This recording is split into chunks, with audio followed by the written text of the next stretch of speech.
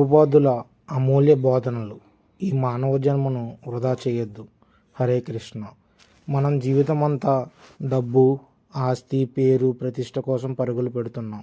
కానీ ఒక్కసారి ఆలోచించండి, మీరు ఈ జన్మలో కోటీశ్వరులైనా ఆ సంపద మీతో వచ్చే జన్మకు వస్తుందా?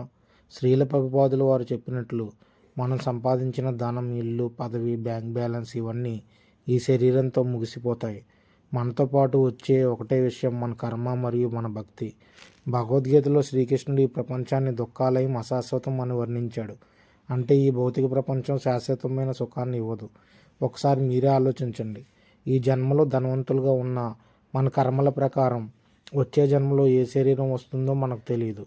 మానవ జన్మ వస్తుందా లేక జంతు జన్మ వస్తుందా అనే విషయం మన కర్మపై ఆధారపడి ఉంటుంది. అందుకే ప్రభుపాదులు మానవ జన్మను అత్యంత విలువైన అవకాశంగా వివరించారు. మానవ జీవితం లక్ష్యం ఏమిటి? శ్రీ భాగవతం ప్రకారం తపోదివ్యం. మానవ జీవితం ఇంద్రియ సుఖాల కోసమే కాదు, తపస్సు చేయడానికి. తపస్సు అంటే అడవులకు వెళ్ళడం మాత్రమే కాదు.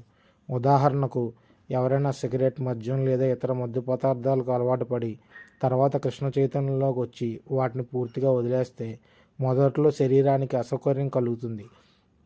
ఆ అసౌకర్యం భరించి భక్తులు నిలబడడం కూడా ఒక తపస్సే.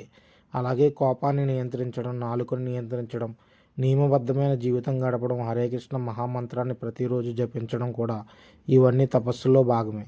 వచ్చే జన్మ గురించి ఆలోచించారా? మనలో చాలామంది ఈ రోజు గురించి మాత్రమే ఆలోచిస్తారు. కానీ నిజమైన ప్రశ్న, నా వచ్చే జన్మ ఎలా ఉంటుంది? ఈ ప్రశ్నకు సమాధానం మనం ప్రస్తుత జీవితం నిర్ణయిస్తుంది. ప్రభుపాదులు పదే పదే చెప్పిన విషయం ఏంటంటే, ఈ మానవ జన్మను కృష్ణ చైతన్యం కోసం ఉపయోగిస్తే జీవితానికి నిజమైన విజయం లభిస్తుంది. హరే కృష్ణ మహామంత్రం యొక్క ప్రాముఖ్యత. ప్రతిరోజు భక్తితో ఈ మహామంత్రాన్ని జరిపించండి. హరే కృష్ణ కృష్ణ కృష్ణ హరే హరే, హరే రామ రామ రామ హరే హరే. భక్తితో కృష్ణుని ఆశ్రయించిన వారిని కృష్ణుడు ఎన్నటికీ విడిచిపెట్టడు. భగవద్గీతలో కూడా భక్తుల పట్ల తన రక్షణ గురించి శ్రీకృష్ణుడు భరోసా ఇచ్చాడు. కృష్ణుడు కొన్నిసార్లు ఎందుకు భౌతిక సంపదను తీసుకుంటాడు? శ్రీల ప్రభుపాదులు వివరించిన ఒక ముఖ్యమైన విషయం ఏంటంటే, కొన్నిసార్లు కృష్ణుడు ఒక భక్తుడిపై ప్రత్యేక కృప చూపించాలనుకుంటే అతన్ని భౌతిక ఆధారాల నుంచి క్రమంగా దూరం చేసి పూర్తిగా తనపై ఆధారపడేలా చేస్తాడు. ఇది శిక్ష కాదు, ఇది దైవకరుణగా భక్తి సాంప్రదాయంలో వివరించబడుతుంది.